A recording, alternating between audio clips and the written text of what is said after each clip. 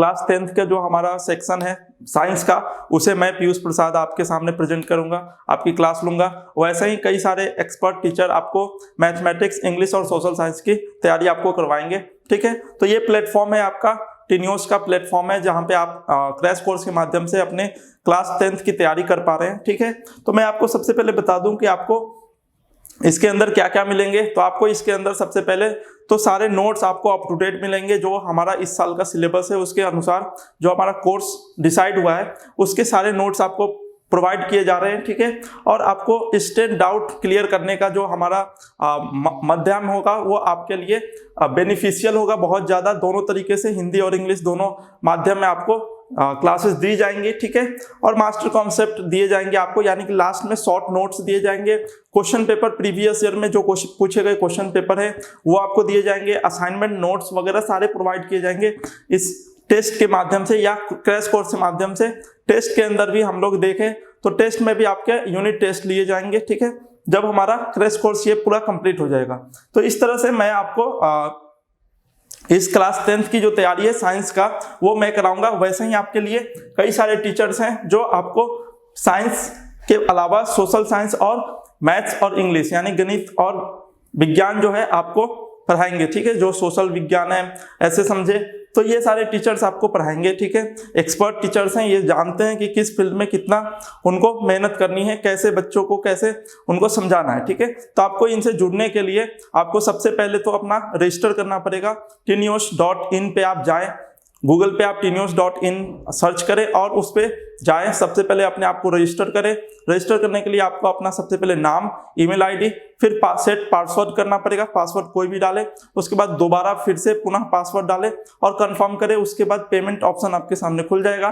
Payment आप credit card, debit card या किसी भी यूपीआई से कर सकते हैं, जैसे पेटीएम वॉलेट, किसी भी पेमेंट ऑप्शन में जाकर उसको क्लिक कर सकते हैं, ठीक है। उसके बाद आप रजिस्टर हो जाएंगे। लॉगिन करें अपने आप को फिर से और फिर आपको ये सारी सुविधाएं आपको मिल पाएंगी, ठीक है। आप क्लासेस जो वीडियो क्लासेज होंगी वो आपको मिल पाएंगे, ठीक है। तो आपके लिए जो प्राइस है बिल्कुल कंफर्टेबल प्राइस है। जो हमारा 3 महीने का कोर्स है वो आपको इस क्लास के माध्यम से मिल जाएंगे आपको, ठीक है। चलिए तो हम आगे देखते हैं कि हमारे सामने जो बायो का सेक्शन है उसमें क्या क्या चीजें हमें समझनी है। तो सबसे पहले बता दें कि बायो का सेक्शन में हम लोग फर्स्ट चैप्टर को कंप्लीट कर रहे हैं। जो बायो का सेक्शन है लाइफ प्रोसेस, उसके अंदर सबसे पहले हमने न्यूट्रिशन प्रोसेस को देख लिया, ठीक है।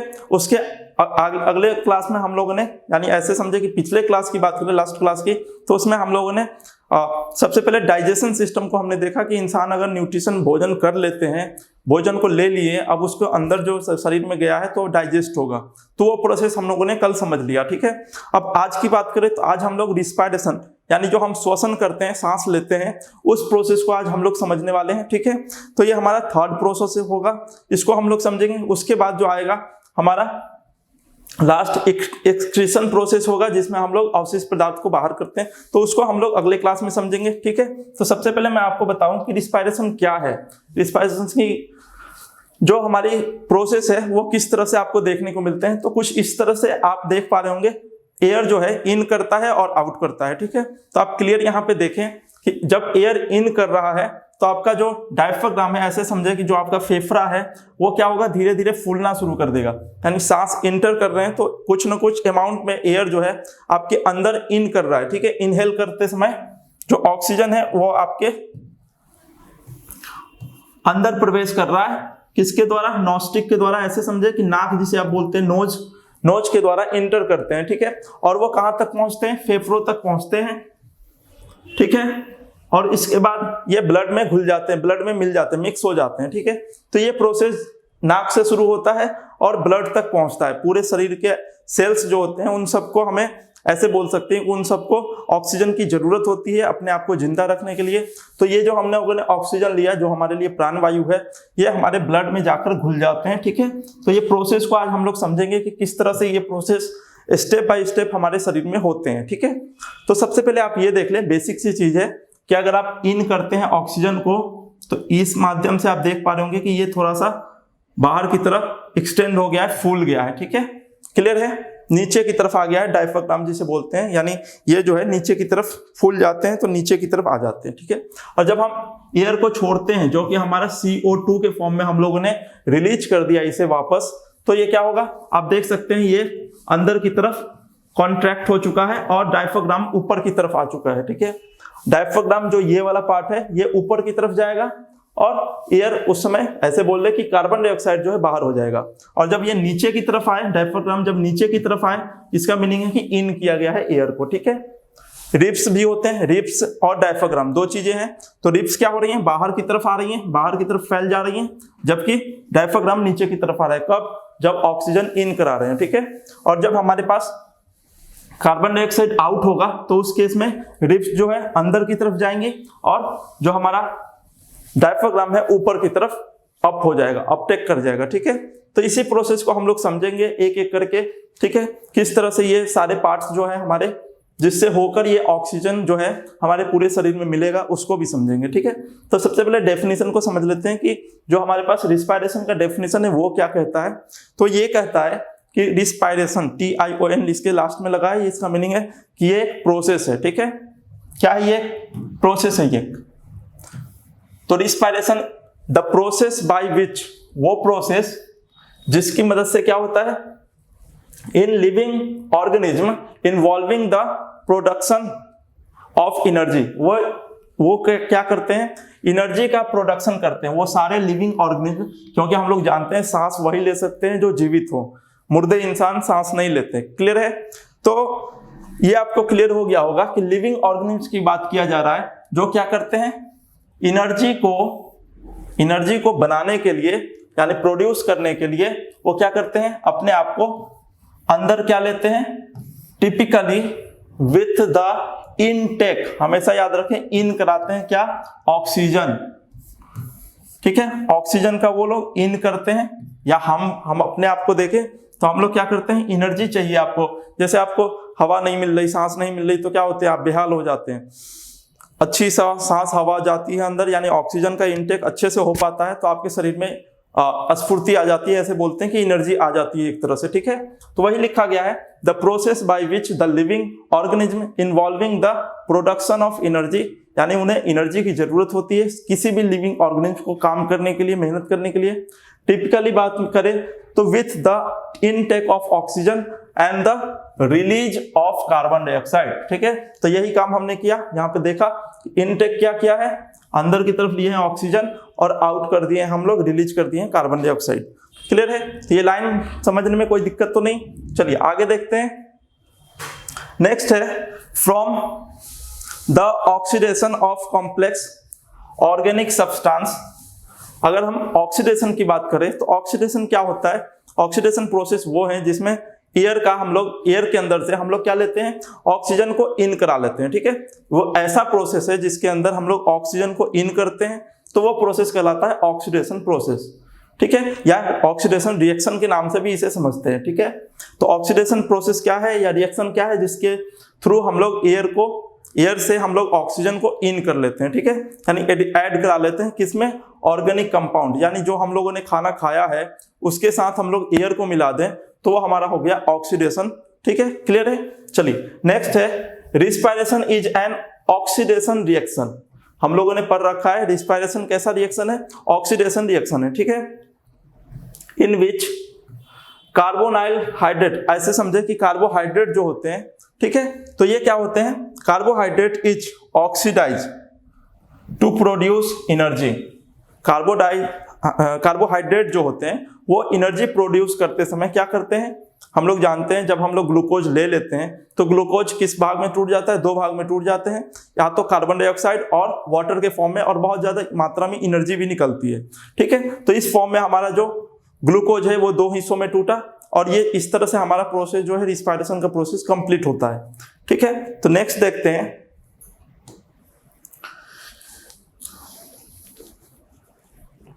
चलिए तो अगला हमारे पास है माइटोकॉन्ड्रिया। ये ऐसा स्टेप है जहां पे हमें क्या देखने को मिलता है, माइटोकॉन्ड्रिया वो स्टेप है जहां पे हमें ऐसे बोल सकते हैं पावर हाउस है, ठीक है। एक सेल का एक हमारे बॉडी का हिस्सा है जहां पे ये रिस्पायरेशन का प्रोसेस होता है, ठीक है। यानी जो ऑक्सीजन लेते हैं वो प्रोसेस जो है माइटोकॉन्ड्रिया के अंदर ही देखे जाते हैं, ठीक है। तो माइटोकॉन्ड्रिया इज द साइट, वो जगह है, वो प्लेस है, साइट है of the respiration and the energy released. हमेशा याद रखें कि हमारे शरीर के अंदर, किसी भी जीवित प्राणी के अंदर माइटोकॉन्ड्रिया जो है वो ऐसी जगह है, वो ऐसा प्लेस है जहां पे हमें रिस्पायरेशन प्रोसेस को अकर करता है, होता है, उस जगह पे रिस्पायरेशन होते हैं और एनर्जी जो होते हैं रिलीज किए जाते हैं। Is stored in the form of ATP. ATP का नाम हमेशा याद रखें, जो आप अक्सर पेपर में देखे होंगे, ये क्वेश्चन पूछे जाते हैं, इंपॉर्टेंट क्वेश्चन है।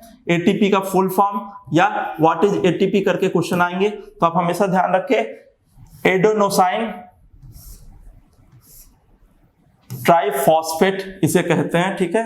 तो आप हमेशा ध्यान रखें एटीपी का पूरा नाम ये क्या है, एनर्जी का एक फॉर्म है, ठीक है। इसे आगे और कंप्लीट करेंगे, क्लियर करेंगे।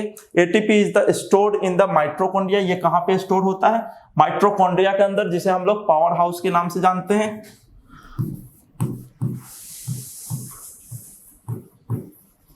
माइटोकॉन्ड्रिया यानी पावर हाउस, ठीक है।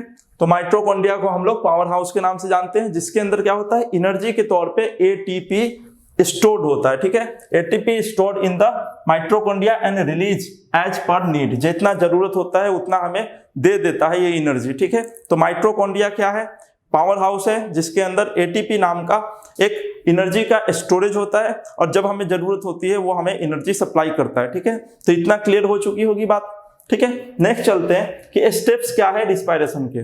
कुछ ऐसे स्टेप्स जो हम लोग अक्सर सांस लेते समय महसूस करते हैं, लेकिन साइंस की भाषा में हम उसे कैसे समझेंगे। तो ब्रीदिंग डाउन, अगर हम ब्रीथ डाउन कर रहे हैं, यानी ये सांस लिया तो ब्रीथ इन किया है, और डाउन करें तो जब हम लोगों ने सांस को छोड़ दिया बाहर, ठीक है। तो ब्रीदिंग डाउन ऑफ ग्लूकोज, ऐसे समझे कि अगर हम इन दोनों प्रोसेस में हम लोग क्या करते हैं, ग्लूकोज को जो हमने खाना भोजन किया था उसको ब्रेक करने की कोशिश कर रहे हैं, ठीक है।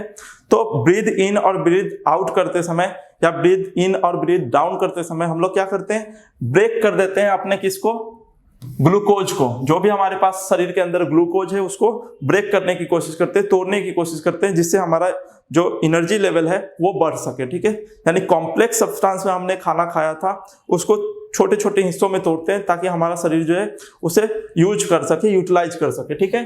तो उसको किस में तोड़ते हैं, आपने नाम सुन रखा होगा, पाइरूवेट में तोड़ते हैं, जिसे हम लोग ग्लूकोज का एक सिंपलेस्ट फॉर्म जानते हैं कि पाइरूवेट होता है, जिसका जो फॉर्मूला है C3H4H7O4, ठीक है। तो ये आपने फॉर्मूला पढ़ रखा होगा, O4,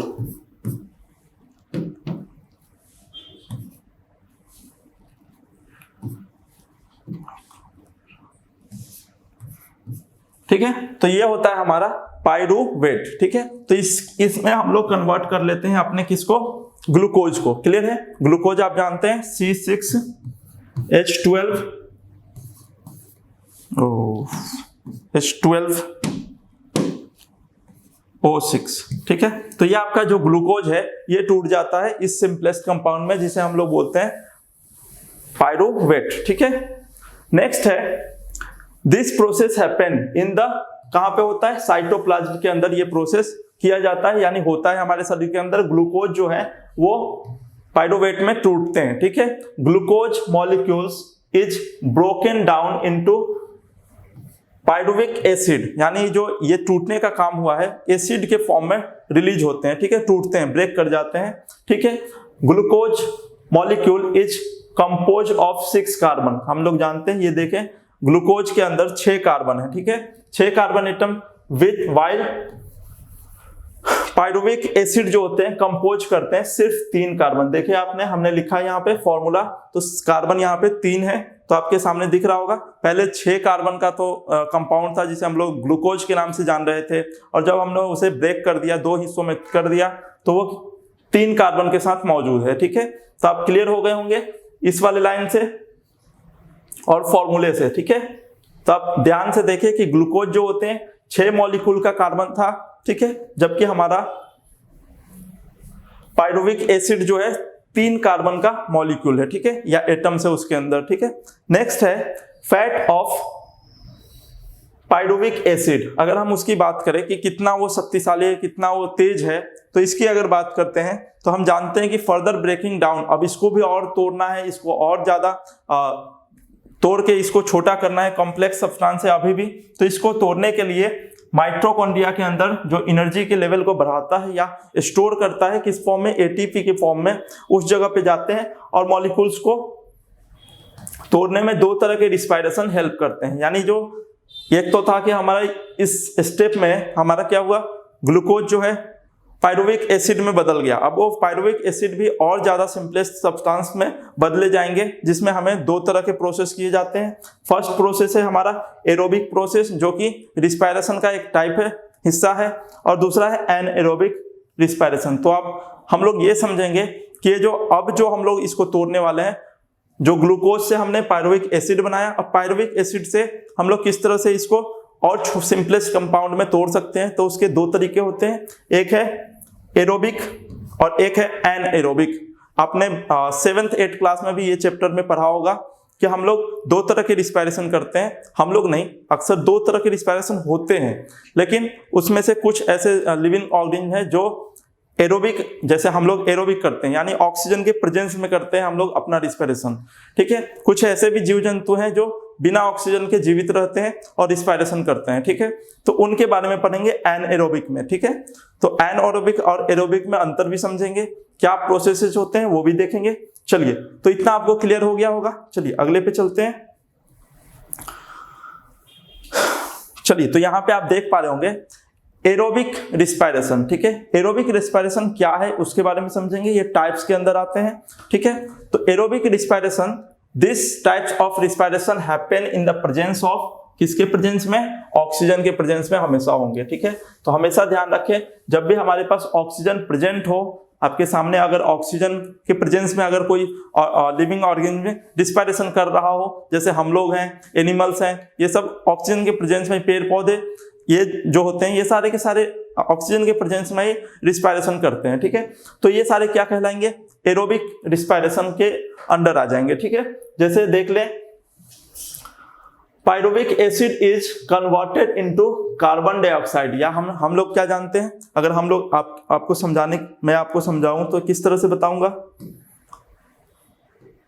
यहां देखें, ये जो आपका है, सबसे पहले जो हमारे पास ग्लूकोज है, इस प्रोसेस को आप देखें, इस जगह को, तो इसमें क्या दिख रहा है, ग्लूकोज जो है वो ग्लूकोज सबसे पहले पायरुविक एसिड में टूटा होगा और उसके बाद उसमें ऑक्सीजन मिलाया गया है, ठीक है। यानी बीच में एक स्टेप हुआ होगा जिसमें हम लोग जानते हैं कि हम लोगों ने क्या देखा कि पायरुविक एसिड में टूटा होगा, उसके बाद ऑक्सीजन के प्रेजेंस में ये कार्बन डाइऑक्साइड में टूटा और वाटर में टूटा, 2 भाग में ब्रेक हुआ और एटीपी के तौर पे हमें एनर्जी मिलता है, ठीक है। जैसे भी आप जितना तेज भागेंगे उतना ज्यादा आप एनर्जी रिलीज करेंगे, लॉस करेंगे, ऐसे समझ सकते हैं एटमॉस्फेयर में, यानी आपकी सांस भरने लगती है या पसीने आने लगते हैं। तो ये सारे जो प्रोसेस है एनर्जी के तौर पे, हीट के तौर पे आपके शरीर से बाहर आते हैं, ठीक है। और ये रिलीज कब होता है, जब हम लोग तेज सांस लेना शुरू कर दे तो, ठीक है। तो ये जो हमारे पास प्रोसेस है, ये ग्लूकोज से ऑक्सीजन और ग्लूकोज जब एक साथ कंबाइन होते हैं या टूटते हैं, ब्रेक डाउन करते हैं, तो कार्बन डाइऑक्साइड और वाटर के फॉर्म में रिलीज होते हैं, ठीक है। तो ये हमारा जो प्रोसेस है, इस प्रोसेस का आप नाम जानते हैं, इसको हम लोग बोलते हैं एरोबिक रिस्पायरेशन, ठीक है। नेक्स्ट आएगा एनएरोबिक रिस्पायरेशन, ठीक है। तो ये समझ ले हम लोग कि एरोबिक में क्या हुआ, एरोबिक के अंदर, रिस्पायरेशन के अंदर जो हमारे पास प्रोसेस थे, this type of respiration happened in the presence of oxygen, pyruvic acid is converted into carbon dioxide, energy is release, हमने देखा कि एनर्जी रिलीज हुआ, यानी किस तरह से स्टेप हुए, C6H12O6 था हमारे पास, इसमें हमारे पास 6 कार्बन के एटम्स को ऐड किए गए, तो ये किस में टूट गए हैं, ये आप देख सकते हैं कि ये जो हमारा ब्रेक डाउन हुआ है वो किस स्टेप में हुआ है, कार्बन डाइऑक्साइड और वाटर और एनर्जी के तौर पे आपको मिल गया है, ठीक है। तो हम लोगों ने देखा कि रिलीज करता है एनर्जी एंड वाटर मॉलिक्यूल्स, ठीक है, ऑल्सो फॉर्म, लास्ट में इंड करते हैं, ये सारे के सारे इंड कर जाते हैं इस प्रोसेस के अंदर, ठीक है। यानी ऐसे समझे अगर हम C6H12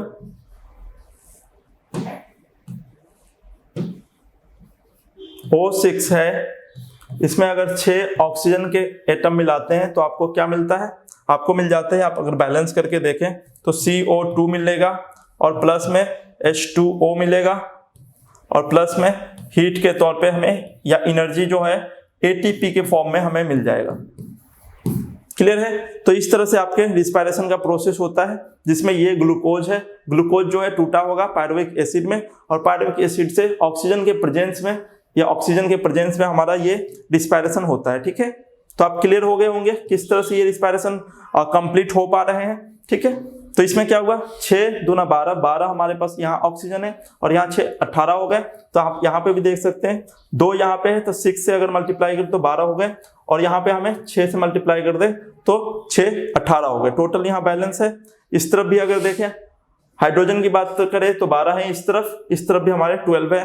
कार्बन की बात करें तो 6 है यहाँ पे और यहाँ पे भी 6 है, ठीक है। तो इस तरह से आप बोल सकते हैं जो हमारे पास इक्वेशन मिल रहा है रिस्पायरेशन का, जो हमारे एनिमल्स के अंदर या ह्यूमंस के अंदर होते हैं, तो ये रिस्पायरेशन अकर होते हैं, ठीक है। इस इक्वेशन को आप रिस्पायरेशन के अंदर लिखेंगे, जो कि एक कैसा है, एक्सोथर्मिक प्रोसेस है जिसमें हमें हीट रिलीज कर रहे हैं, बाहर की तरफ हीट मिल रहा है, ठीक है, ऐड नहीं करना पड़ रहा, ठीक है। तो ये हमारा एक्सोथर्मिक रिएक्शन होता है।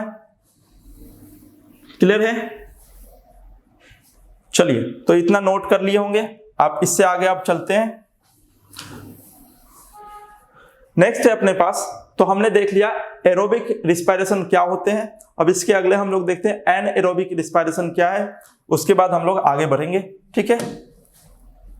तो एनएरोबिक ऐसा टाइप ऑफ रिस्पायरेशन है जिसके अंदर क्या होता है, एब्सेंस ऑफ, इसमें क्या था, प्रेजेंस था ऑक्सीजन का, इसमें क्या होगा, ऑक्सीजन नहीं मिलाए जाएंगे, यानी बिना ऑक्सीजन के प्रेजेंस में। ऐसे बोल रहे कि मिट्टी के अंदर कोई दबा हुआ कीड़ा होता है, जैसे बहुत सारे ऐसे कीड़े होते हैं जो मिट्टी के अंदर भी या बहुत सारे ऐसे अवशिष्ट पदार्थ में आपने देख रखे होंगे कीड़े होते हैं, तो बिना ऑक्सीजन की मदद से ही वो उसमें पनप जाते हैं, जन्म ले लेते हैं। या बहुत टाइट पैक अगर कोई कंटेनर है उसके अंदर भी बहुत सारे कीड़े पनप जाते हैं अपने आप, तो वो बिना ऑक्सीजन के प्रेजेंस में भी जी सकते हैं, ठीक है। ऐसे सूक्ष्म जीव हैं।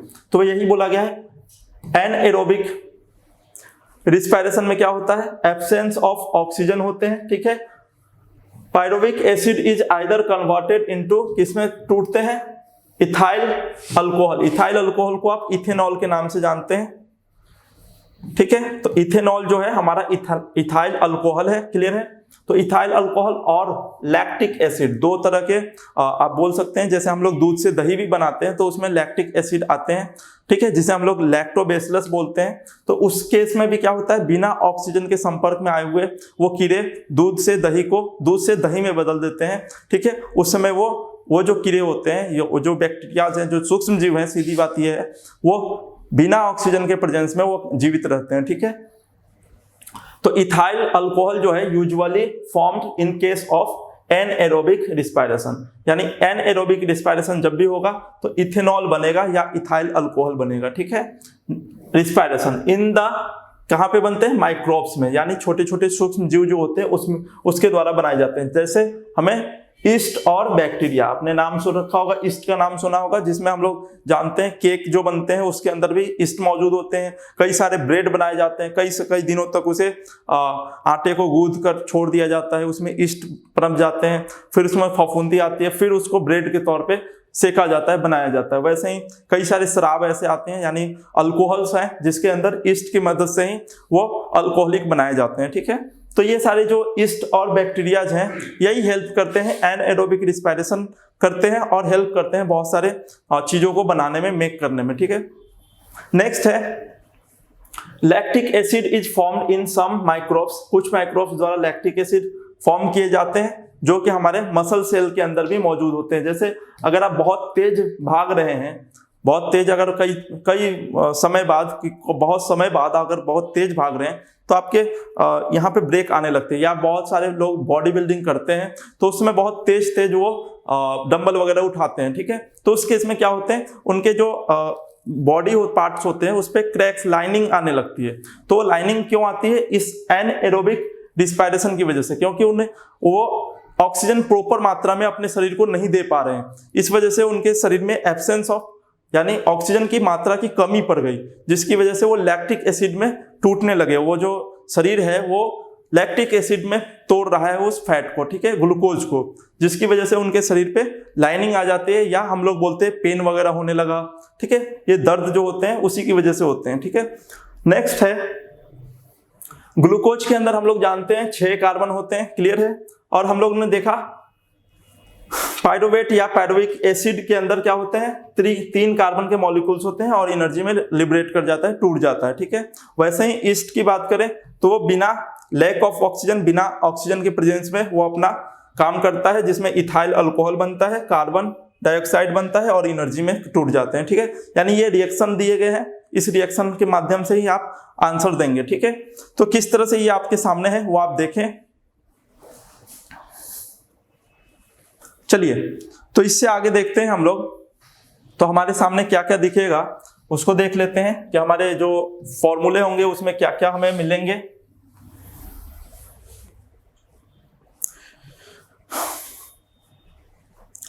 तो सबसे पहले ये आपको बता दूं, इसमें जो नोट पॉइंट आपको बना के रखने हैं वो क्या क्या है। तो हमेशा ध्यान रखें प्रेजेंस ऑफ ऑक्सीजन, इसमें हमेशा ध्यान रखें कि एरोबिक जब भी होगा प्रेजेंस ऑफ ऑक्सीजन होगा, ठीक है। कन्वर्ट किस में करेगा, पाइरुविक एसिड, कार्बन डाइऑक्साइड बनेगा, एनर्जी मिलेगा हमें रिलीज करते समय और वाटर मिलेगा, ठीक है। तो ये 3 चीजें हमें मिलेंगी कब, एरोबिक रिस्पायरेशन में। एनएरोबिक में क्या अंतर आ जाएगा? अच्छा हाँ, इसमें एग्जाम्पल में आप लिख सकते हैं, ये कहां पे देखे जाते हैं, ह्यूमन एंड एनिमल्स में, ठीक है, ठीक है। ह्यूमन और एलिमेंट्स के अंदर एरोबिक रिस्पायरेशन होते हैं। एनएरोबिक की बात करें तो इस टाइप में क्या होते हैं, एब्सेंस ऑफ ऑक्सीजन होंगे, ठीक है, और पाइरुविक एसिड जो होंगे वो कन्वर्ट हो जाएंगे इथाइल अल्कोहल या इथेनॉल में, ठीक है। तो ये इंपॉर्टेंट चीजें कुछ याद रखें या नोट कर लें, या लैक्टिक एसिड में टूटेंगे, ठीक है। नेक्स्ट है, हाँ, इनके जो माइक्रोब्स होंगे वो कौन कौन से होंगे, ईस्ट, एग्जाम्पल जो आप लिखेंगे ईस्ट और बैक्टीरिया को लिखेंगे, ठीक है, समटाइम्स, बस इतना ही। तो ये आपके जो एग्जाम्पल के तौर पे हो गए कि इसमें दोनों में अंतर लेते समय आप ये हमेशा ये पॉइंट हमेशा ध्यान रखेंगे, ठीक है। चलिए, और जो नेक्स्ट हमने समझा है उसको हम लोग अभी इक्वेशन के फॉर्म में, ऐसे बोल दे कि हम लोग रिएक्शन के फॉर्म में इसे देखेंगे, ठीक है। तो आप इसे नोट करें, समझे इस चीज को। चलिए, तो आपने इसे नोट कर लिया होगा, देखा कि किस तरह से हमारे पास इन दोनों के बीच में डिफरेंस देख सकते हैं। और एक डिफरेंस और यहाँ पे देखने को मिल रहा है, जो हमारा एरोबिक रिस्पायरेशन होगा वो हमेशा माइटोकॉन्ड्रिया के अंदर होगा। जैसे हमारे शरीर में जब भी ऑक्सीजन के प्रेजेंस में कोई रिस्पायरेशन होगा तो माइटोकॉन्ड्रिया में होगा, ठीक है। और जो हमारे पास एनएरोबिक रिस्पायरेशन होंगे उसमें माइटोकॉन्ड्रिया प्रेजेंस नहीं होगा, वो मसल सेल के अंदर मौजूद होंगे, ठीक है। तो वो मसल सेल के अंदर होंगे, ठीक है। तो इस तरह से भी एग्जाम्पल में आप डिफरेंस दे सकते हैं, ठीक है। चलिए, अब हम लोग ये समझते हैं कि इसके अंदर हमें और क्या क्या चीजें समझनी है। तो एक एक करके दोनों को समझते हैं कि जब हम गैस एक्सचेंज करते हैं तो उस प्रेजेंस में, उस केस में हमारा क्या होता है, रिस्पायरेशन के इन्वॉल्वेशन।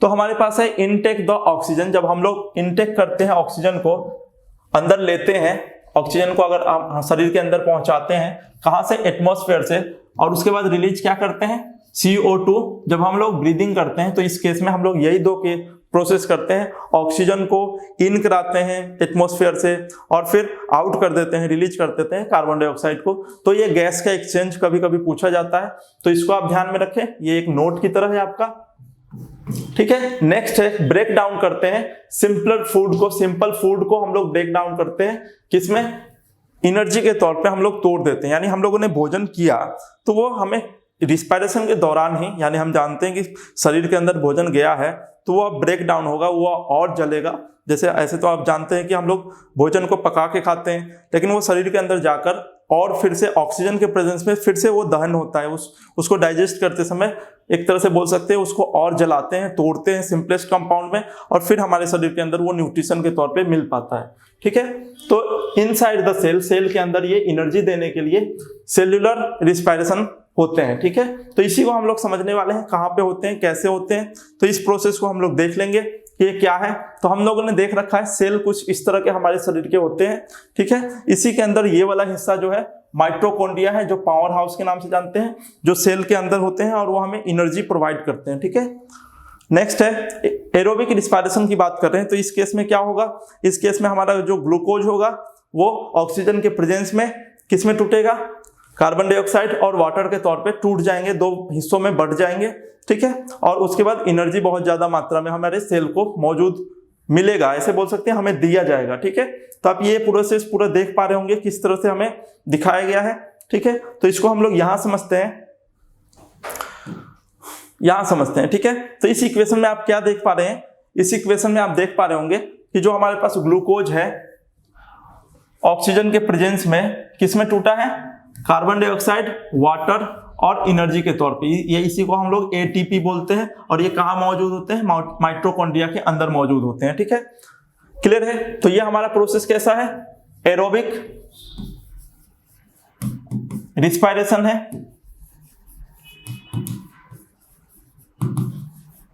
ठीक है। एरोबिक रिस्पायरेशन इसी को कहते हैं। इस केस में क्या हुआ, ग्लूकोज जो है ऑक्सीजन के प्रेजेंस में कार्बन डाइऑक्साइड, वाटर और एनर्जी के तौर पे हमें मिल गया, ठीक है। और जो एनएरोबिक होंगे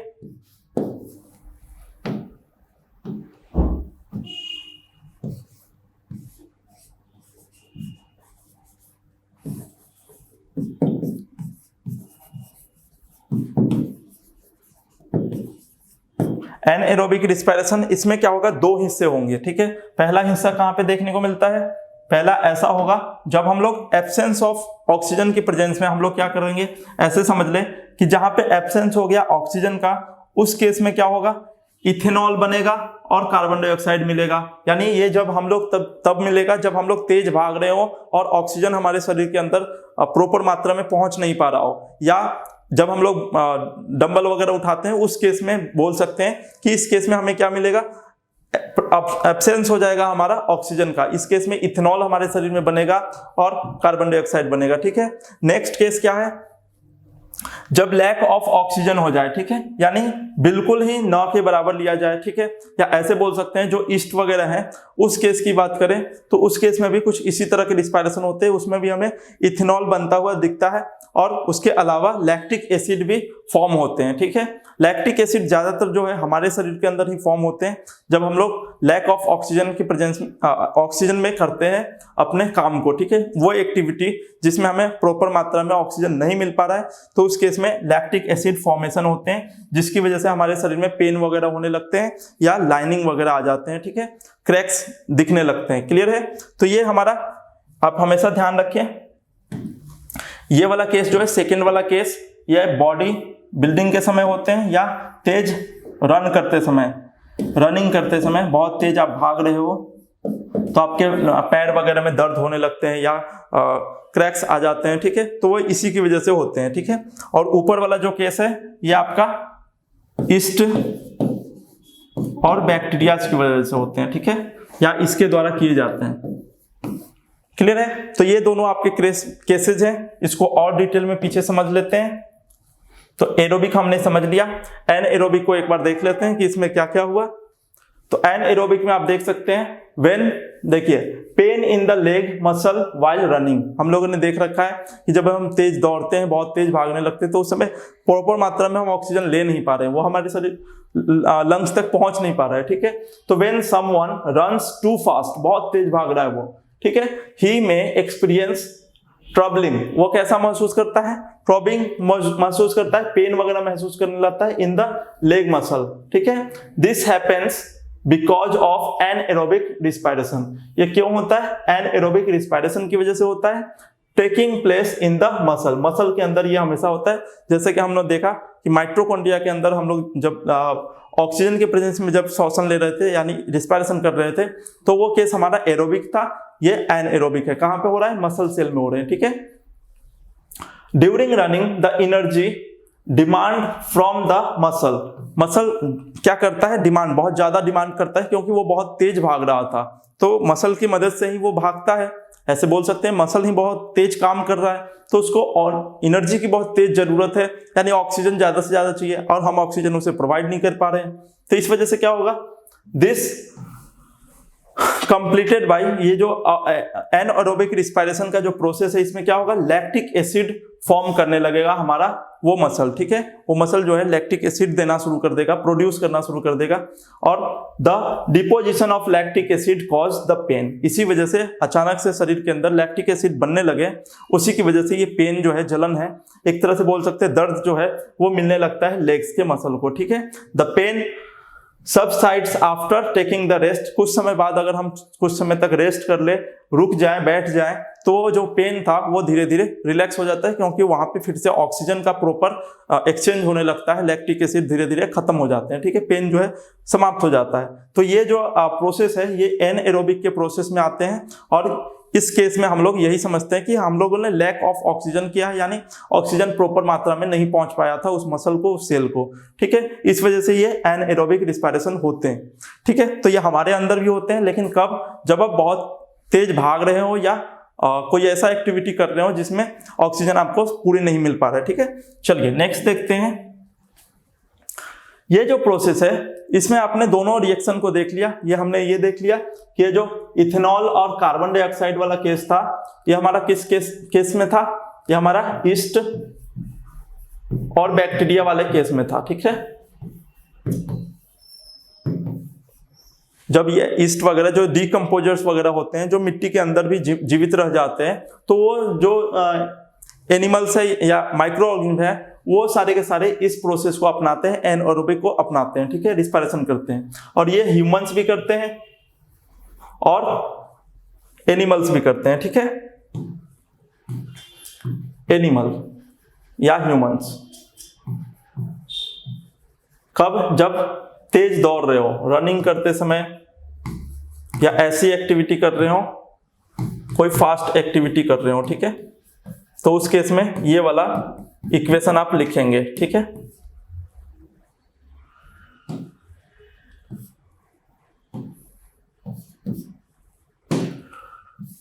क्लियर है। चलिए अब अगले केस में चलते हैं, जहां पे हम लोग ये देखेंगे कि जो हमारा इक्वेशन है वो किस तरह से 3 भागों में बटा हुआ है। तो ये सिंपलेस्ट तरीका है, इसको एक तरह से बोल सकते हैं कि जो हम लोग प्रेजेंट कर सकते हैं इस एक ही कंपाउंड में, एक ही जगह पे वो तीनों को किस तरह से कर सकते हैं। तो ये हमारा है,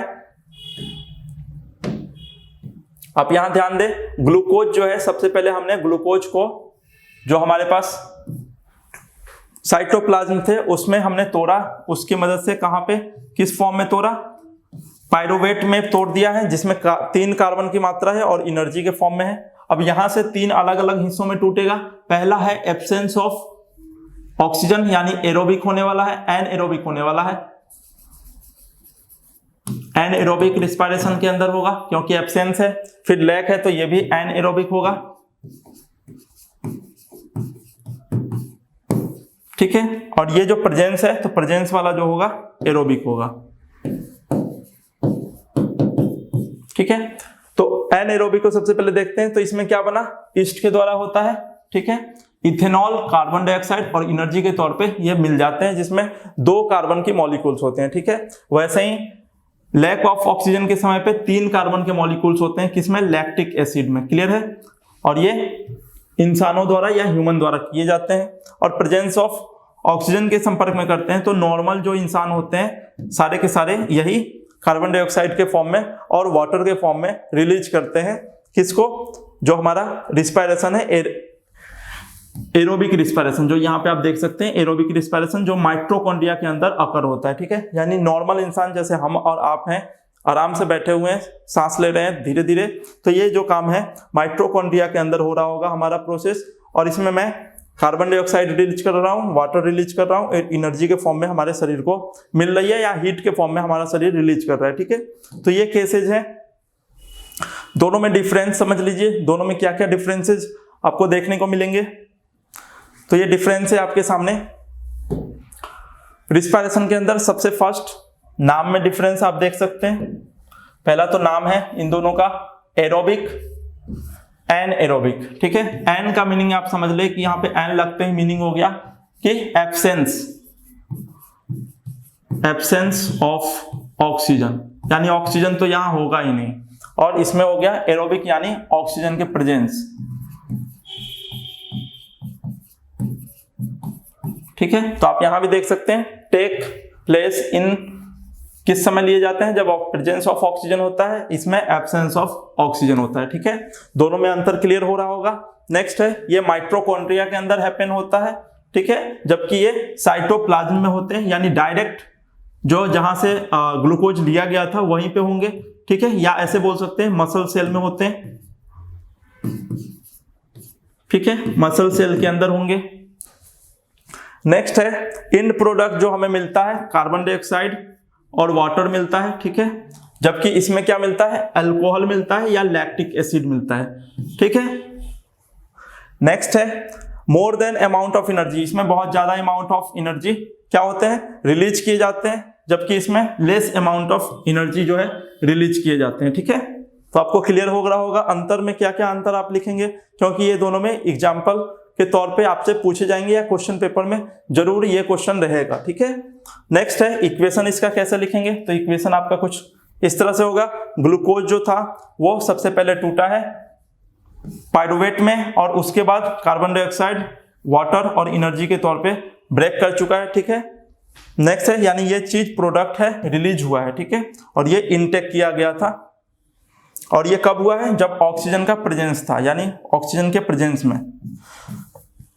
और इस तरफ वाला जो है ईस्ट द्वारा अगर किया जाता है तो वो इथेनॉल, वाटर और एनर्जी रिलीज कर देते हैं, और मसल सेल अगर करता है हमारा तो इस केस में लैक्टिक एसिड बनते हैं और एनर्जी रिलीज होते हैं। ठीक है, तो ये आपके कुछ अंतर थे, डिफरेंस थे इन दोनों के बीच के, जो आपको बहुत अच्छे से आने चाहिए, क्योंकि ये क्वेश्चन पेपर के लिए, बोर्ड के पेपर के लिए बहुत इंपॉर्टेंट है। ये जो डिफरेंस है रिस्पायरेशन का, एरोबिक और एनएरोबिक का, ये कई बार पूछे जा चुके हैं, तो आप इसको बहुत अच्छे से प्रिपेयर करें, नोट्स के तौर पे इसको जरूर ध्यान रखें। चलिए नेक्स्ट है एक्सचेंज ऑफ गैसेज जो है वो किस तरह से हमारे शरीर में होते हैं, ये कुछ इंपॉर्टेंट पॉइंट्स लिए गए हैं। ठीक है, तो आप सबसे पहले देखें कि फॉर एरोबिक रिस्पायरेशन, जब हम लोग एरोबिक रिस्पायरेशन करते हैं, organism need continuous supply of oxygen. तो एरोबिक में क्या होता है, लगातार हमें ऑक्सीजन की जरूरत पड़ती है, क्योंकि प्रेजेंस ऑफ ऑक्सीजन के मदद से ही हम लोग जीवित हैं, और कार्बन डाइऑक्साइड जो होते हैं वो हम लोग प्रोड्यूस कर देते हैं ड्यूरिंग दिस प्रोसेस। ठीक है, रिमूवल फ्रॉम द बॉडी, हम अपने बॉडी से दूर कर देते हैं कार्बन डाइऑक्साइड को। ठीक है, नेक्स्ट है different organism use different method, कई सारे अलग अलग प्राणी हैं जो अलग अलग तरीके से सांस लेते हैं। ठीक है, जैसे मछली की बात करने तो वो गिल्स से लेते हैं, तो वैसे ही हम लोग जैसे नाक से सांस लेते हैं। तो कई सारे ऐसे अलग अलग प्राणी हैं जो अलग अलग डिफरेंट तरीके से वो सांस लेते हैं। ठीक है, इनटेक करते हैं ऑक्सीजन को और आउट करते हैं, एक्सपोजन करते हैं कार्बन डाइऑक्साइड का। ठीक है, तो ये अलग अलग तरीके हो सकते हैं सांस लेने के। Diffusion is the method which utilized by unicellular, जो हमने कल अमीबा के बारे में समझा था, अमीबा के बारे में, तो वो जो होते हैं यूनिसेल्यूलर होते हैं, और वो भी तो एक सूक्ष्म जीव हैं, बैक्टीरिया हैं, तो वो भी सांस तो लेते होंगे, तो उनके द्वारा जो होता है डिफ्यूजन मेथड इस्तेमाल किया जाता है इस रिस्पायरेशन के दौरान। ठीक है, तो ये एक इंपॉर्टेंट पॉइंट्स था, तो इसको भी ध्यान रखें। प्लांट्स के अंदर कैसे होते हैं, प्लांट्स भी तो श्वसन करते हैं, सांस लेते हैं, तो वो कार्बन डाइऑक्साइड इन करते हैं, ऑक्सीजन आउट करते हैं, तो वो भी सांस तो लेते हैं। तो उस रिस्पायरेशन में क्या करते हैं, वो डिफ्यूजन करते हैं, utilized for exchange of gases, वो गैस का एक्सचेंज करते हैं, हम लोगों से कार्बन डाइऑक्साइड ले लेते हैं, जो हमने कार्बन डाइऑक्साइड रिलीज किया था उसको लेते हैं, और ऑक्सीजन वो दे देते हैं, तो एक्सचेंज करते हैं। इन कॉम्प्लेक्स एनिमल्स, कई सारे कॉम्प्लेक्स एनिमल्स हैं, वो क्या करते हैं, उनके अंदर रिस्पायरेटरी सिस्टम जॉब करता है एक्सचेंज करने का, जैसे हमारे शरीर के अंदर भी रिस्पायरेशन करने के लिए, यानी कार्बन डाइऑक्साइड रिलीज होने समय किसी और वेन से निकलता है, जबकि इनटेक करते समय किसी और वेन से जाता है। ठीक है, यानी वेन और आर्टरीज में आपने डिफरेंस पढ़ रखे होंगे, इसको भी आगे क्लास में अगर आया सिलेबस में होगा तो समझेंगे। ठीक है, नहीं तो ये प्रीवियस क्लास के ऐसे बोल सकते कि उसमें पढ़ने को था। ठीक है, नेक्स्ट है, जैसे हम लोग यहाँ पे फिश की बात करते हैं, तो फिश आप देख सकते हैं गिल की मदद से, वो हमेशा एक इंपॉर्टेंट पॉइंट होता है कि फिश जो होते हैं सांस जो लेते हैं, रिस्पायरेशन का प्रोसेस है, वो गिल की वजह से देते हैं, जो उनके पास गलफड़े होते हैं जिसे हम लोग बोलते हैं, उसके प्रेजेंस में होते हैं, ठीक है। जो वाटर के अंदर भी वो क्या कर सकता है, ऑक्सीजन को इन कर सकता है, ऑक्सीजन को इनहेल कर सकता है, ठीक है। नेक्स्ट है availability of oxygen is less in the aquatic environment, यानी पानी के अंदर जो है ऑक्सीजन की मात्रा बहुत कम मात्रा में होती है, किसके कंपेयर में, एटमॉस्फेयर के कंपेयर में, ठीक है। उसके अंदर भी वो कैसे कर लेते हैं, बहुत तेज सांस ले पाते हैं, ठीक है। तो वो गिल है जो मदद करता है जो हमारे पास फिश थे उनको, ठीक है, सांस लेने में, ठीक है। नेक्स्ट है इंसेक्ट्स हैव सिस्टम ऑफ, जैसे कि आप कॉकरोच का नाम सुन रखे होंगे, तो उनके पास भी शरीर के बाहरी हिस्से से वो सांस लेते हैं, ठीक है। एस्पाइरिकल होते हैं या ट्रेचिज होते हैं जिससे वो सांस ले पाते हैं। जैसे कि आप जो एक्सचेंज ऑफ यहाँ पे जो भी गैसेज होंगी वो इनके शरीर के बाहरी आवरण से होगा, ठीक है। यानी कई हम लोग ये भी जानते हैं कि अगर कॉकरोच को आप मार भी देते हैं तो वो कई दिनों तक फिर भी जिंदा रह जाता है, ठीक है। तो ये जो सांस लेने के प्रोसेस है वो उसके शरीर के बाहरी परत से होता है, यानी ऐसे बोल सकते हैं कुछ ऐसे होते हैं जीव प्राणी जो स्किन से ही सांस ले लेते हैं, ठीक है, उनको नाक वगैरह की जरूरत नहीं पड़ती। तो कुछ ऐसे ही पॉइंट्स जो है आपके सामने ये प्रेजेंट किए गए, तो इसको नोट के तौर पे आप ध्यान रखें, ठीक है। चलिए नेक्स्ट देखते हैं, ह्यूमन के अंदर जो रिस्पायरेशन है उसका रिस्पायरेटरी सिस्टम कैसे काम करता है, क्या क्या उसके अंदर होते हैं, मेन पॉइंट्स उसको हम लोग डिस्कस कर लेते हैं, ठीक है।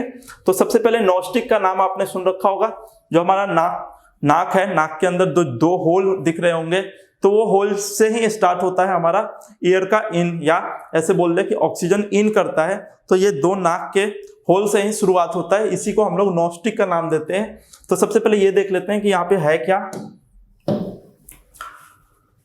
The human respiratory system compose of pair of lungs. सबसे पहले तो ये बताया गया है कि हमारे रिस्पायरेटरी सिस्टम में लंग्स का बहुत इंपॉर्टेंट हिस्सा होता है, उसी के अंदर हमारे जो गैसेज हैं वो एक्सचेंज होने का काम होती हैं, यानी वहां तक ही पहुंचता है और उसके बाद वो मिक्स हो जाता है ब्लड के अंदर, ठीक है। तो लंग्स के अंदर हमारे फेफड़ों तक पहुंचता है हमारे एयर, ठीक है। नेक्स्ट देखते हैं, दीज कैसे होते हैं, पेयर में होते हैं, ठीक है। हमेशा दो दिखाई देंगे, अगर पिक्चर में आपको दिखाऊं तो आप देख पा रहे होंगे, ये जो है ये हमारे फेफड़े हैं, ठीक है। तो यहीं तक हमारा एयर जो है इन करते हैं, यहां तक पहुंचते हैं, क्लियर है। चलिए तो हम ये देख लिए कि हमारे पास पेयर ऑफ लंग्स है, these are attach to the system of tube, किससे जुड़े हुए हैं, सिस्टम ऑफ ट्यूब से जुड़े हुए हैं, विच ओपन ऑन आउटसाइड, वो कैसे होते हैं, बाहर की तरफ खुलते हैं, थ्रू द नॉस्टिक, ठीक है, जो हमारे नाकों तक पहुंचता है। ऐसे देख सकते हैं पिक्चर में कि जो हमारा यहां से फेफड़ों से जो पाइप गई है वो नाक के पास तक जाके पहुंचती हैं, ठीक है, जहां से हम लोग एयर इन करा लेते हैं, ठीक है।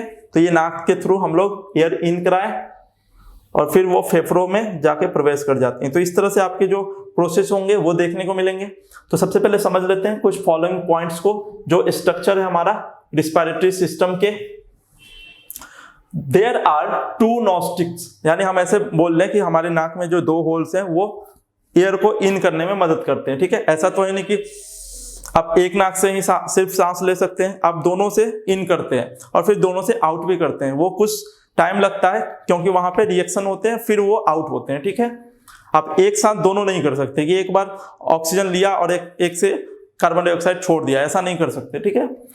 तो नॉस्ट्रिल विच कन्वर्ट, ऐसे बोल सकते हैं कि वो कन्वर्ज करता है टू फॉर्म अ नसल पैसेज।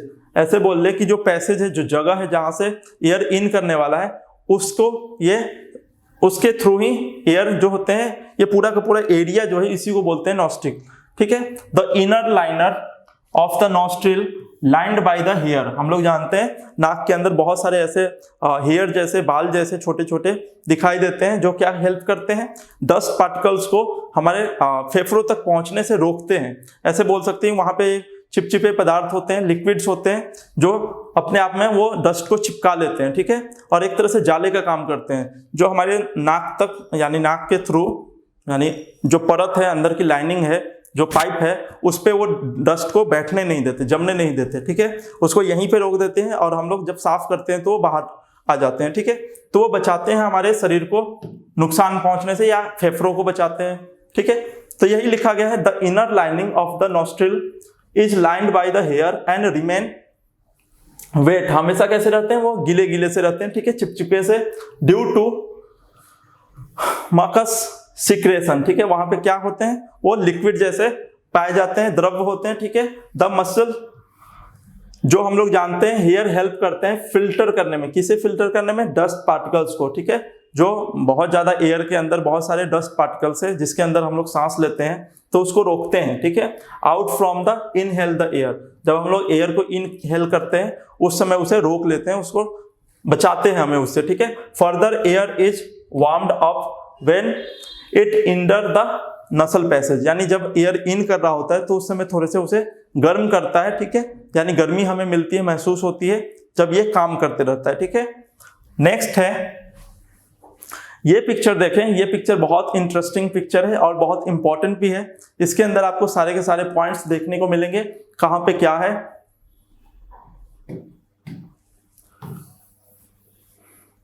ठीक है।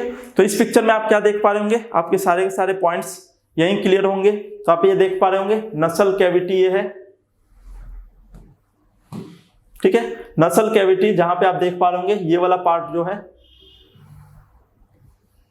ये हिस्सा नसल कैविटी है। उसके बाद साइनस के नाम से आप जानते हैं कई सारे लोगों को ये बीमारी भी होती है, सांस लेने की जो तकलीफ होती है इसी पोर्शन में होती है, इसी का लोग ऑपरेशन भी कराते हैं, ठीक है। उसके आगे जो हमारा प्रोसेस है, ये जो होल्स होते हैं इसी को हम लोग नॉस्ट्रिल के नाम से जानते हैं, जहां से हम लोग एयर को इन करा लेते हैं, ठीक है। उसके बाद जो नीचे है वो हमारा ओरल कैविटी है, जहां पे हम लोग भोजन को देख पाते हैं, भोजन यहाँ से हम लोग भोजन करते हैं। तो इसकी बात नहीं करना, हमें इस वाले पाइपलाइन के थ्रू जाना है, इसके थ्रू हमारा एयर इंटर करने वाला है। तो हम लोग देखते हैं इसमें अगला क्या आता है, इसमें अगला आता है फेरिंग्स, ठीक है। फेरिंग्स क्या करता है, एक पूरा पाइप का लाइनिंग है जो गले के पास से उतरता है हमारे नीचे, ठीक है, यानी जो हमारा नॉस्ट्रिल है उससे गले तक को पहुंचाते हैं जो लाइन, वो हमारा कहलाता है फेरिंग्स, ठीक है। उसके गले के बिल्कुल पास में जो हमारे इस जगह पे जो पोर्शन है ये हमारा लैरिंग्स के नाम से जानते हैं, जो हमारा एक वोकल कॉर्ड है, ऐसे बोल सकते हैं, जो मैं बातें कर रहा हूं, जो बोल पा रहा हूं वो इसी के थ्रू बोल पा रहा हूं, ठीक है। तो लैरिंग्स है जो कि वोकल कॉर्ड के नाम से जानते हैं। उससे आगे नीचे जैसे ही उसके आगे आप जुड़ते हैं तो एक गोल गोल गोल गोल घुमा घुमा सा आपको रिफ्ट जैसा दिखेगा जिसके थ्रू एयर जो है इंटर करता है, ठीक है। तो वो कहलाता है ट्रीची, ठीक है, ट्रीची के नाम से इसे आप जानते हैं।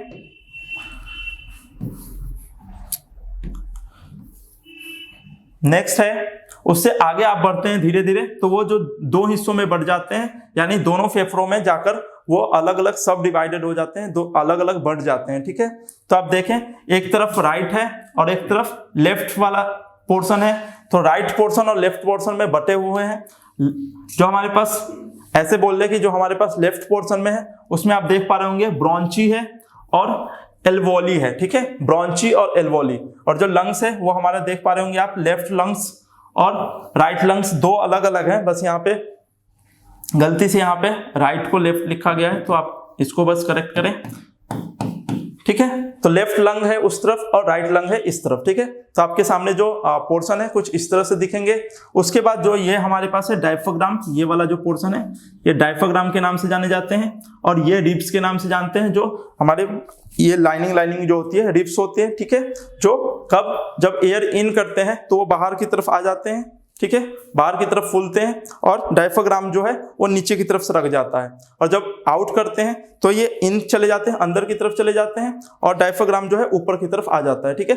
एक तरह से बोल सकते हैं बैलून की तरह है, फूलते और घटते और फूलते रहता है, ठीक है। तो ये जो काम है कुछ ये सारे प्रोसेस यहाँ पे देखने को मिलते हैं। अब एक एक करके हम लोग ये समझेंगे कल के क्लास में, जो कि हमारा बहुत इंटरेस्टिंग क्लास होगा, जो कि हम लोग ये देखेंगे अगले क्लास में कि हमारे पास ये जो पॉइंट्स है ये किस तरह से हेल्प करते हैं एक एक करके। तो सारे के सारे आपके जो नोट्स हैं वो यहीं से क्लियर होंगे, ठीक है। तो आप इसको देखें, समझें, चलिए, ठीक है। धन्यवाद आपका, शुक्रिया।